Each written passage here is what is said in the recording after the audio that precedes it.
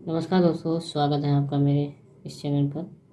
ठीक है, तो जैसे कि हॉल टिकट का पेपर लगा हुआ है, तो यूथ कंपटीशन की हमारी ये प्रीवियस पेपर जनरल स्टडीज, जी हाँ, 30 नंबर के लिए।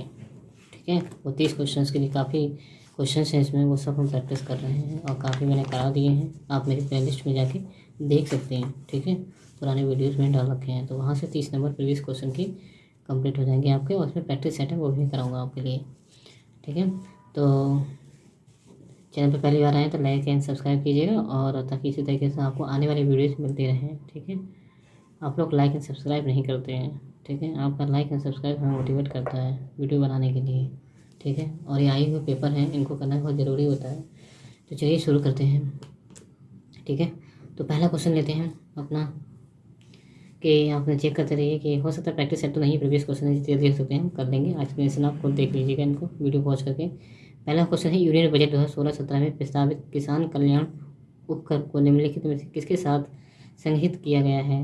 तो ये बजट से क्वेश्चन है, बजट से क्वेश्चन जरूर जा सकता है। ठीक है, तो ये हमारा किसान कल्याण उपकर है, इसको किसके साथ संगठित किया गया है, उसको किया गया है सेवा कर के साथ। ठीक है, एक्सप्लेनेशन आप खुद देख लीजिएगा। और इसी साथ हम क्वेश्चन नंबर 5 भी देख लेते हैं। निम्नलिखित में से किस देश की इस संसद विश्व की पहली पूर्णतः सौर ऊर्जा संचालित संसद बन गई है। जी हाँ, पूरी तरीके से सौर ऊर्जा संचालित हो गई है, यह है पाकिस्तान की। इसकी जो विश्व की पहली पूर्णतः सौर ऊर्जा संचालित संसद हो गई है। करंट पे भी ध्यान दीजिए, लेकिन इतना मत कीजिए क्योंकि कुछ ही क्वेश्चन आते हैं। ठीक है, एक्सप्लेनेशन आप देख सकते हैं। क्वेश्चन नंबर 2 देखिए, भारत में छठी, मैं दोनों तरफ का करा रहा हूँ ताकि एक ही बार में आपके दोनों क्वेश्चन हो जाए। भारत में छठी आर्थिक जनगणना किस वर्ष पूर्ण हुई थी। जनगणना से क्वेश्चन आया, छठी कब हुई थी। तो छठी जनगणना जो है 2013-14 को पूर्ण हुई थी। तो जनगणना के बारे में विस्तार से दे रखा है, आप इसको पढ़ लीजिएगा। ठीक है, 2019 में दिल्ली में 7वीं जनगणना की शुरुआत हुई थी। 2019 में 7वीं जनगणना की शुरुआत हुई थी, और दिल्ली आर्थिक जनगणना शुरू करने वाला जो है 26वां राज्य है। ठीक है, और 2000 जबकि 20 राज्य 5 केंद्रशासित प्रदेशों में ये कार्य पहले से ही चल रहा है। तो अभी लेटेस्ट खबर है, लेटेस्ट की 2019 में दिल्ली में 7वीं जनगणना, लेकिन हमारे पास छठी पूछा है, हो सकता है 7वीं पूछ लें आपसे। तो छठी जो 2013-14 में हुई थी, लेकिन 7वीं क्या है 2019 में दिल्ली में हुई थी। उसी के साथ ही हमारा अगला क्वेश्चन, छठा वाला, 13वें दक्षिण एशियाई जो खेल से गए 2019 का आयोजन इस पर प्रस्तावित है। तो जो एशियाई खेल होते हैं उनसे क्वेश्चन पूछे, स्पोर्ट्स से क्वेश्चन जरूर पूछे जाते हैं। तो ये उस समय करंट का क्वेश्चन है। तो 2019 में जो है उसमें काठमांडू नेपाल में किया गया था। ठीक है, लेकिन कुछ लेटेस्ट खबर है कि 2023 में लाहौर में पाकिस्तान में संपन्न होगा। मतलब 14वां जो एशियाई खेल है 2023 में, जो कि गुजर चुका है। तो अभी तो फिलहाल हो सकता है यही पूछ ले, 14वां एशियाई खेल। ठीक है, इसे 2023 पाकिस्तान के लाहौर में संपन्न हुआ है। ठीक, और नेक्स्ट क्वेश्चन देखते हैं। 28वीं ऑस्कर, आप इस जगह देख सकते हैं क्वेश्चन किस टाइप के आते हैं। 28वीं ऑस्कर 2016 में सर्वश्रेष्ठ फिल्म का पुरस्कार किसने किया। सर्वश्रेष्ठ फिल्म का पुरस्कार जो 28वीं ऑस्कर, और इसमें तो ये भाई करंट का क्वेश्चन है, तो पुराना तो बनता नहीं, तो इसमें कुछ नया है। तो देखिए 94 ऑस्कर, इस समय 94 ऑस्कर 2022 में सर्वश्रेष्ठ फिल्म का पुरस्कार कोडा को प्रदान किया गया है। 2022 में ऑस्कर जो है, ऑस्कर फिल्मों में जो है सर्वश्रेष्ठ अभिनेता का पुरस्कार है वो विल स्मिथ को, और सर्वश्रेष्ठ अभिनेत्री का पुरस्कार जो है वो जोशिका चेस्टनेट को प्रदान किया गया है। जी हाँ, जोशिका नाम से आप याद रख सकते हैं, और विल स्मिथ को याद सकते हैं, अभिनेता है या अभिनेत्री हैं 2022 का। ठीक है, तो ये आप रखिए 94 ऑस्कर अवार्ड 2022। ठीक है, 94 ऑस्कर अवार्ड। चलिए अगला क्वेश्चन देख लेते हैं। क्वेश्चन नंबर 4, क्वेश्चन नंबर 4 में क्या कहा गया है कि भारत के रेल बजट, अब रेल बजट 2016 में घोषित की गई पूरी तरह से 3AC ट्रेन का नाम क्या रखा गया है। तो इसका नाम रखा गया है हमसफ़र। ठीक है, जो कि करंट का क्वेश्चन है, तो उस समय का देखते हैं, लेकिन इसका एक्सप्लेनेशन आप देख सकते हैं ज़रा। ठीक, तो 1 फरवरी, वर्तमान में रेल बजट 1 फरवरी 2017 से आम बजट में समाहित कर दिया गया। ये चीज़ ध्यान रखना, जो रेल बजट को है वो आम बजट में समाहित कर दिया गया है। कब से, 1 फरवरी 2017 से। ठीक है, पूछ सकता है तारीख। तो ये सब क्वेश्चन। अब हमारा ये क्वेश्चन बचा है कौन सा, क्वेश्चन नंबर 7, निम्नलिखित में से आम की किस प्रजाति को भारत में निर्यात हेतु सर्वाधिक प्राथमिकता दी जाती है। जी हाँ, अल्फांसो बहुत ही महंगा आम होता है और बहुत मीठा होता है। अल्फांसो भारत की खास किस्म का आम है। इसके नाम जो है वो हापुस महाराष्ट्र एवं आपूस, यानी कर्नाटक में आपूस बोलते हैं और महाराष्ट्र में हापुस। ठीक है, अल्फांसो आम का सर्वाधिक निर्यात किया जाता है, बहुत ही मीठा आम होता है ये। ठीक, नेक्स्ट क्वेश्चन है, निम्नलिखित में से किस फसल में तेल तथा रेशा दोनों ही पर्याप्त मात्रा में होते हैं? तेल और रेशा दोनों ही पर्याप्त मात्रा में होते हैं, बताइए। ये है ऑप्शन डी, अलसी का तेल। ठीक है, तो होता क्या है, अलसी का तेल एक तीसरी ऐसी तेलहन फसल है जिसमें प्रचुर मात्रा में ऑप्शन डी के साथ जा सकते हैं। प्रचुर मात्रा में तेल और रेशा दोनों प्राप्त किए जाते हैं। ठीक है, सनई एवं जूट भी रेशेदार पौधे हैं, लेकिन इनमें तेल नहीं पाया जाता है। सनई और जूट में तेल नहीं होता, तो अलसी में मिलता है तेल। नेक्स्ट क्वेश्चन, फसलों के निम्नलिखित में से कौन सा युग भारत में कुल दलहन उत्पादन का 75% उत्पादन करता है? भारत के दलहन उत्पादन 75% उत्पादन करता है। चना एवं मूंग का, चना या अरहर का, मसूर एवं चना का, अरहर एवं मूंग का। तो ऑप्शन बी, चना और अरहर सबसे ज़्यादा 75% उत्पादन होता है इसका। ठीक है, ऑप्शन में आप जा सकते हैं। फलीदार होने के कारण ये फसलों की मिट्टी में नाइट्रोजन की मात्रा में वृद्धि करता है। ठीक है, फलीदार होता है, नाइट्रोजन की वृद्धि करेगा। और विश्व में सर्वाधिक दलहन उत्पादन एवं उपभोक्ता देश जो है भारत ही है। उपभोग भी करता है और क्या कहते हैं, उत्पादन भी करता है। ठीक है, तो देख लीजिए क्वेश्चन नंबर, इधर देख लेते हैं नेक्स्ट। 13, निम्नलिखित में से कौन सा जैव अणु एक प्रकार का प्रोटीन है? जैव अणु है जो कि एक प्रकार का प्रोटीन है। तो स्टार्च है, कोलेस्ट्रॉल है, क्रिएटिन है। तो क्रिएटिन एक तरह का प्रोटीन है। ठीक है, एक प्रोटीन है और ये एक साधारण प्रोटीन का प्रकार है। ठीक है, बालों और नाखूनों में पाया जाता है। इसमें भी आपको करा देता हूँ जो नहीं होता है। तो क्रिएटिन आपके नाखूनों बालों में पाया जाता है। इस तरह के प्रोटीन जलीय अपघटन के बाद अमीनो अम्ल देते हैं, यानी अमीनो अम्ल देंगे ये। उदाहरण जैसे तौर पर बात करें तो ग्लोबुलिन अंडे। ठीक है, ग्लोबुलिन अंडों में एल्बुमिन एवं बालों की क्रिएटिन साधारण प्रोटीन एक प्रकार है। ठीक, और नेक्स्ट हम क्वेश्चन देखते हैं 10 में क्या कहा गया है? 10 में कहा है कि ब्रह्मोस मिसाइल का डिफेंस से क्वेश्चन मैंने देखा है कि बहुत आता है। डिफेंस से क्वेश्चन, स्पोर्ट्स से क्वेश्चन, ये करंट के ऐसे क्वेश्चन हैं जो आपको टच करने हैं। तो ब्रह्मोस मिसाइल को संयुक्त रूप से विकसित किया गया है भारत और जाहिर सी बात है रूस के सहयोग से किया गया होगा। ब्रह्म मिसाइल नाम ही से पता चल रहा है। ठीक है, और भारत में पहली बार फिलीपींस के साथ ब्रह्मोस सुपरसोनिक क्रूज मिसाइल बेचने का समझौता किया गया है। भारत में किसके साथ? फिलीपींस के साथ। ठीक है, ब्रह्मोस सुपरसोनिक क्रूज मिसाइल को बेचने का समझौता किया गया है और इतना समझौता है। एक सुपर सोनिक क्रूज मिसाइल होती है ब्रह्मोस। ठीक, अगला क्वेश्चन हमारा आता है 11। ठीक है, तो 11 क्वेश्चन देख लेते हैं। 11 में कहा गया है कि निम्नलिखित में से कौन सा में सम्मिलित नहीं है? जी हाँ, ये नहीं को बहुत ध्यान से देखने की जरूरत है। विटामिन ए गाजर में पाया जाता है, अच्छी बात है। ठीक है, विटामिन ए का स्रोत भी है, गाजर है, दूध है, मक्खन है। ठीक है, इन सब चीज़ों से। ई में क्या है? ताड़ का तेल। जी हाँ, ये भी सही है, तेल में ए पाया जाता है। विटामिन डी लीवर में, कॉड यकृत तेल, मछली का तेल, तेल में जो है लीवर पाया, इसका क्या है, मछली का तेल में विटामिन डी पाया जाता है। अब B6 की बात करें, विटामिन बी, तो धान की भूसी में तो नहीं पाई है। विटामिन B6 आपके दूध में, ईस्ट में, मांस में, सब्जी में, दाल में, दाल हो गया, सब्जी हो गया, मांस हो गया, ईस्ट हो गया, दूध हो गया। जबकि धान की भूसी की बात करें में विटामिन ई प्रचुर मात्रा में पाया जाता है, धान की भूसी में विटामिन ई। ठीक है, आप देख सकते हैं।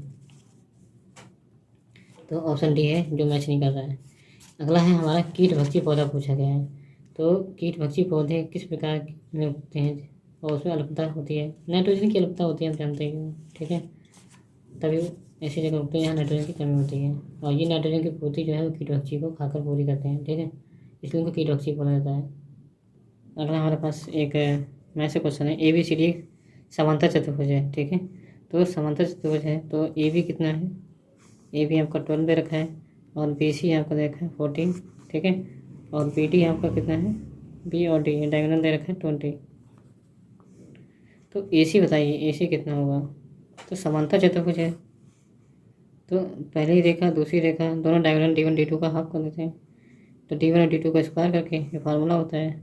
तो ये फार्मूला क्या रखिए आप, D1 प्लस D2, D1 का स्क्वायर प्लस D2 का स्क्वायर, दोनों को हाफ कर दीजिए। और एक कौन सा है? AB है, दूसरा BC है। AB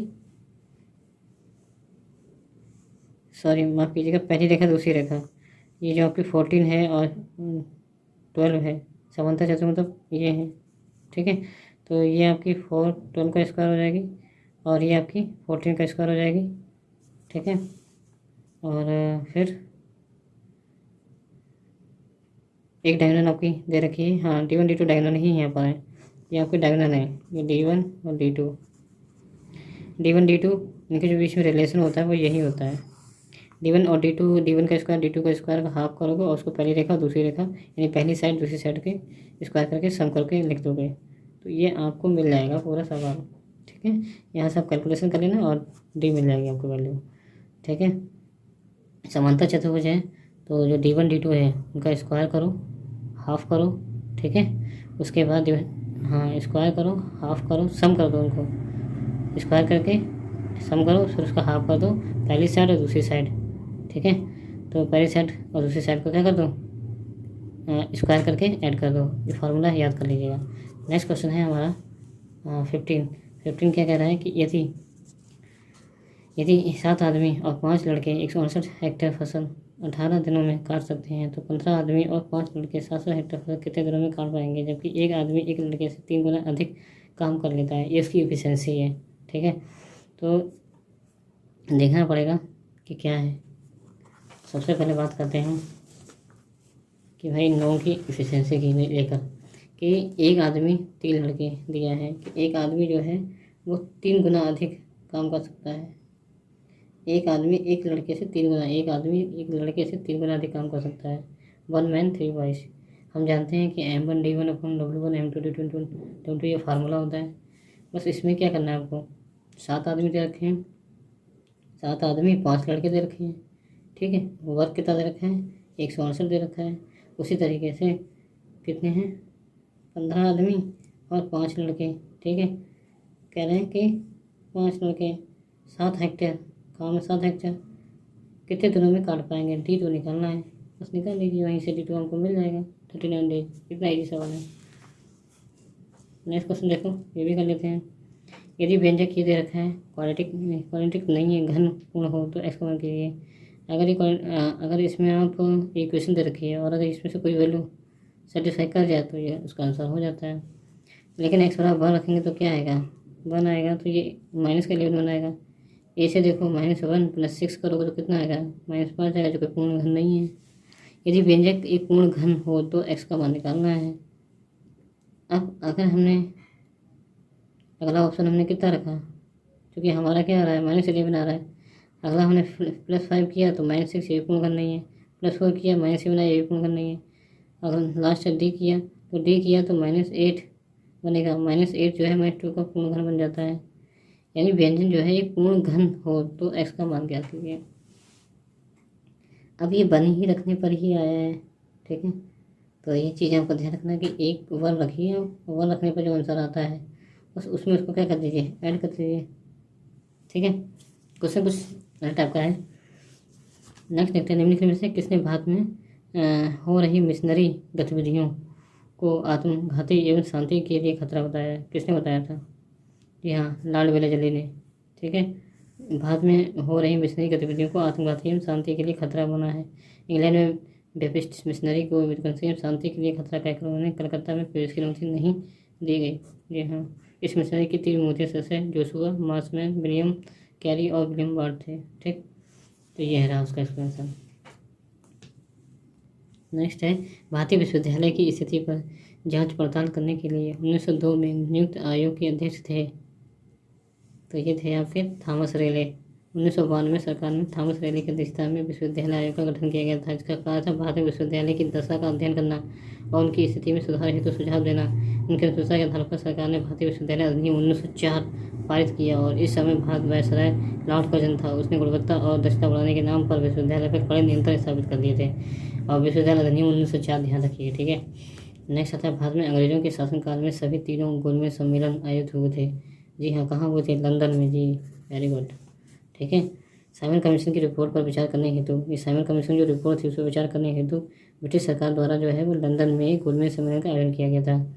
ठीक है, प्रथम गोलमेज सम्मेलन याद रखिए 12 नवंबर 1930 में 30 से 13 जनवरी 1931 तक चला था। यानी नवंबर से लेकर 13 जनवरी 1931 तक। द्वितीय गोलमेज सम्मेलन याद रख लीजिए 7 सितंबर 1931 से 1 दिसंबर 1931 तक चला, बहुत लंबा चला। तृतीय गोलमेज सम्मेलन जो है 7 नवंबर यानी 1930, 1931, 1932 लगातार चली रहा है। फिर नवंबर आ गया। ठीक है, 1 दिसंबर 1931 चला, फिर 17 नवंबर 1932 को अगले साल एक काफ़ी गैप देने के बाद 24 दिसंबर 1932 तक चला। गांधी जी ने द्वितीय में गांधी ने किस में भाग लिया था? द्वितीय वाले में भाग लिया था। ठीक है, और वो कब हुआ था? द्वितीय हुआ था 7 सितंबर 1931 वाले में गांधी ने भाग लिया था, पार्टिसिपेट किया था। ठीक है, द्वितीय गोलमेज सम्मेलन में भाग लिया था। और तृतीय गोलमेज सम्मेलन का कांग्रेस द्वारा बहिष्कार, तृतीय गोलमेज सम्मेलन जो था उसका कांग्रेस द्वारा बहिष्कार किया गया था। ठीक है, नेक्स्ट देखते हैं। दिल्ली दरबार में आयोजित हुआ, दिल्ली में आयोजित हुआ था, बताइए। इम्पोर्टेंट है, 1911 में। ठीक है, ऑप्शन सी के साथ। ये जॉर्ज पंचम एवं महारानी मैरी के भारत आगमन के स्वागत में हेतु, जॉर्ज पंचम और महारानी मेरी तुम्हारी जो भी है, मेरी के भारत आगमन पर स्वागत हेतु दिल्ली दरबार आयोजन किया गया था। दिल्ली दरबार के अवसर पर 12/11 बंगाल विभाजन रद्द कर दिया था। जैसे ही ये अवसर हुआ दिल्ली दरबार के, तो जो विभाजन चल रहा था बंगाल विभाजन, उसको रद्द करने की घोषणा कर दी गई थी। ठीक है, 12/1911 में दिल्ली को जो है कलकत्ता की जगह नई राजधानी बनाने की घोषणा की गई थी। अब कलकत्ता नहीं, नई दिल्ली राजधानी हो चुका था। ठीक है, तो बस याद करने के लिए आपको बोला है। ठीक है मेरी। ठीक, नेक्स्ट क्या है, अदरवाइज मत लीजिएगा। नीचे दिए गए कोड से निम्नलिखित देशों के दक्षिण अवस्थिति का सही अनुक्रम क्या होगा? तो इनकी दक्षिण की अवस्थिति का सही अनुक्रम बताना है, तो दक्षिण में कौन होगा? Mexico, Mongolia, Argentina, Spain. हाँ बताइए। तो आपको दक्षिण से उत्तर की ओर लगाना है, यानी इस तरीके से। ठीक है, दक्षिण में तो मंगोलिया से ऊपर स्पेन, फिर मैक्सिको, फिर अर्जेंटीना। पहले नंबर पे मंगोलिया आएगा, दूसरा स्पेन आएगा। ठीक है, फिर मैक्सिको और फिर अर्जेंटीना 34 पे। तो 34 पे बात करें तो ऑप्शन डी के साथ जाएंगे, 43, 21, 4, 3, 2, 1। 4 कौन है? अर्जेंटीना है ना। नीचे अगर बात करें अर्जेंटीना जाता है, अर्जेंटीना, फिर उसके बाद 3 कौन सा? फिर मैक्सिको आ जाएगा। अर्जेंटीना कितने नंबर पे है?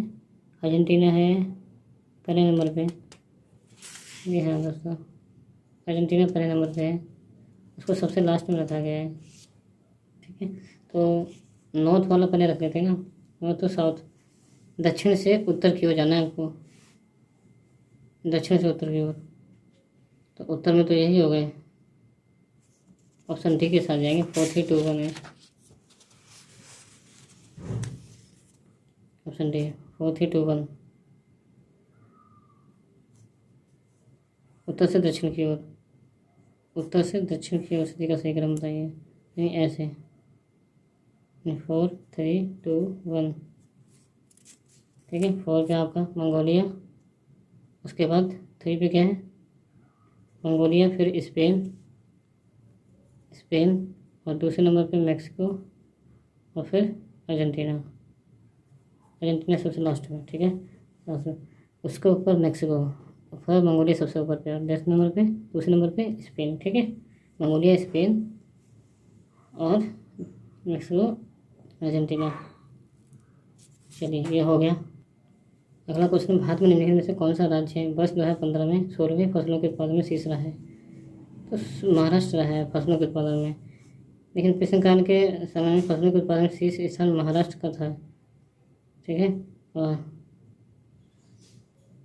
भारत जो है शीर्ष उत्पादन राज्य आंध्र प्रदेश, महाराष्ट्र, उत्तर प्रदेश है। आंध्र प्रदेश इसमें दिया नहीं है, वरना आंध्र प्रदेश होता तो महाराष्ट्र और फिर उत्तर प्रदेश तीसरे नंबर पे। निम्नलिखित से कौन सा युग्म जो है वो सम्मिलित नहीं है? तो बांदीपुर कहाँ है? पाखल वन्यजीव अभयारण्य पाखल झील बगल में स्थित है, तो बी ऑप्शन जो है सही नहीं है। इन्हें मध्य प्रदेश का है, जबकि पाखल वन्यजीव अभयारण्य बगल में, पाखल झील के बगल में है। ठीक है, इसी तरह की कृत्रिम झील है, ठीक, तेलंगाना राज्य में अवस्थित है। कहाँ पर पाखल झील? तेलंगाना राज्य में है। ठीक है, और इसका क्षेत्रफल जो है इतने हैं, और अभयारण्य विभिन्न राष्ट्रीय संघ जैसे जानवर जैसे बाघ, तेंदुआ, रीछ, कुत्ते, चीता आदि पाए जाते हैं इसमें। ठीक है, और इसी साथ उधर भी देख लेते हैं कौन से क्वेश्चन है। भारत में संविधान के निम्नलिखित में से किस संशोधन में पंचायतों को संविधान दिला दिया गया है? तो बताइए, इंपॉर्टेंट क्वेश्चन है। जी हाँ, 73 संविधान संशोधन 1992 में। ठीक है, 1992 में पंचायती संस्थाओं में संविधान दिया हुआ, और इस उद्देश्य की प्राप्ति से संविधान के भाग 9 जोड़ा गया था, और 11वीं अनुसूची में पंचायतों के 19 कार्यक्रम जो मदें हैं वो जोड़ी गई हैं, और पंचायतों को संविधान दर्जा देने के संस्तुति जो है एम एल सिंघवी कमेटी द्वारा दी गई, याद रखिए एल एम सिंघवी द्वारा, ठीक है। हाँ, संवैधानिक दर्जा नहीं दिया था एल एम सिंघवी ने, और 73 संविधान संशोधन 1992, याद रखिएगा, ठीक है। नेक्स्ट क्वेश्चन है हमारा, निम्नलिखित में से कौन सा राज्य नीति निर्देशन सिद्धांत का संवैधानिक सिद्धांत भारतीय संविधान में बाद में जोड़ा गया?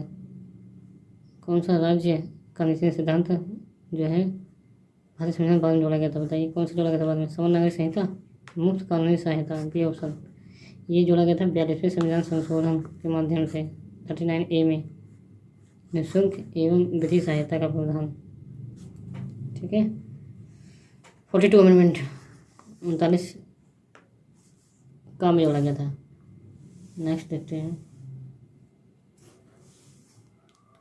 28, भारत में राष्ट्रीय विकास परिषद गठन कब गठित किए थे? राष्ट्रीय विकास परिषद 6 अगस्त 1952 को, 6 अगस्त 1952 को गठित की गई थी, ठीक है। राष्ट्रीय विकास परिषद ये नियोगी समिति की संस्तुति पर की गई थी। इस परिषद का प्रमुख कार्य राष्ट्रीय योजना के संचालन का मुख्य करना है और समीक्षा करना, सुझाव देना और उनका अनुमोदन करना है, ठीक है। तो 6 अगस्त 1952, ठीक, राष्ट्रीय विकास परिषद। नेक्स्ट क्वेश्चन हमारा 24 देख लेते हैं, अभी तो है 29 दिख रहा है तो वही देख लेते हैं। भारत में 50 पैसे का सिक्का किस सीमा तक भुगतान हेतु विधिक रूप से मान्य है? 10 रुपये तक के भुगतान हेतु मान्य है, ठीक है। तो ये आएगा ऑप्शन सी। अगला देख लेते हैं 24, जनगणना 2011 के अनुसार निम्नलिखित में जनगणना से फिर क्वेश्चन पूछा है, किस केंद्र शासित प्रदेश में महिला साक्षरता सर्वाधिक है? तो महिला साक्षरता जो आपको पता है लक्षद्वीप में है, ठीक है। 2011 जनगणना अनुसार भारत में किन राज्य में सर्वाधिक साक्षरता है? भारत देश है, केंद्र शासित प्रदेश में लक्षद्वीप की साक्षरता सर्वाधिक है। वैसे राज्य में देखा तो केरल और केंद्र शासित प्रदेश में तो लक्षद्वीप की साक्षरता 91.8 है, जिसमें पुरुष की साक्षरता 95.6 और महिलाओं की साक्षरता है। केंद्र शासित में लक्षद्वीप और वैसे स्टेट में केरल एलिमेंट, ठीक है। अगला क्वेश्चन 25, तो 25 भी देख लेते हैं। 25 निम्नलिखित में से किस वर्ष में भारत में अंतर्राज्यीय परिषद की स्थापना की गई थी? अंतर्राज्यीय परिषद की स्थापना ये की गई थी अनुच्छेद 263 के तहत 1990 में। अनुच्छेद 200 द्वारा केंद्र राज्य में के मध्य संबंधों में सुधार लाने हेतु अंतर्राज्यीय केंद्र और राज्य के बीच में संबंध अच्छे हों तो अंतर्राज्यीय परिषद का गठन का प्रावधान किया गया था, ठीक है। और अंतर्राज्यीय परिषद का गठन सरकारी आयोग 1988 के अनुशंसा पर, सरकारी आयोग 1988 के अनुशंसा पर 28 मई 2090 को किया गया था। प्रधानमंत्री इसके अध्यक्ष होते हैं और सभी राज्य के मुख्यमंत्री विधानसभा, केंद्र शासित प्रदेश के मुख्यमंत्री विधानसभा वाले केंद्र शासित प्रदेश के 6 कैबिनेट मंत्री और इसके सदस्य हैं, ठीक है। ये सब होता है और इसके गठन का अधिकार जो है राष्ट्रपति को होता है। तो ये है अंतर्राज्यीय परिषद जो 1990 में गठित किया गया था, ठीक है। नेक्स्ट क्वेश्चन लास्ट बचा है 30, दोनों साइड देख रहे हैं हम लोग, ठीक है, कोई क्वेश्चन छूट ना जाए। उत्तर प्रदेश में खाद्य सुरक्षा कानून किस समय लागू हुआ था? खाद्य सुरक्षा कानून, जी हाँ, 1 मार्च 2016 को उत्तर प्रदेश में खाद्य सुरक्षा कानून 1 मार्च 2016 को पारित किया था। इस कार्यक्रम में ये सब चीज़ें हैं, देख लीजिएगा, ठीक है। तो ये यहीं पर 30 क्वेश्चन खत्म होते हैं, काफ़ी टाइम हो गया, ठीक। तो ये आपके लिए इम्पोर्टेंट रहेंगे एग्जाम के लिए। और नेक्स्ट कल हम करेंगे ये वाला पेपर, ठीक है, राजकीय इंटर कॉलेज प्रवक्ता 2015, इसका भी लगाएंगे, ठीक है। आप बस जुड़े रहिएगा चैनल से, लाइक एंड सब्सक्राइब कीजिएगा। अपना कीमती समय देने के लिए धन्यवाद, ठीक है। नेक्स्ट वीडियो में आपसे मुलाकात होगी फिर से। Thank you.